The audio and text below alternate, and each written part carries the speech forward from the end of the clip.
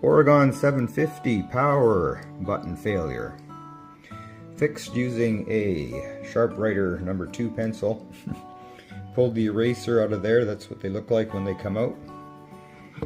Cut a small round hole in the protective covering. You can see it's pretty well watertight fit.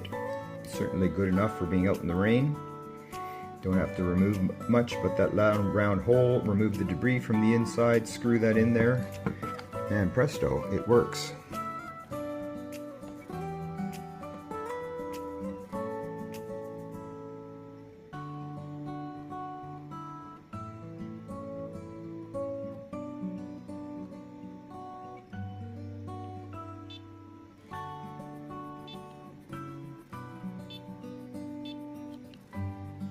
There's a quick and easy fix for you. Cheap too.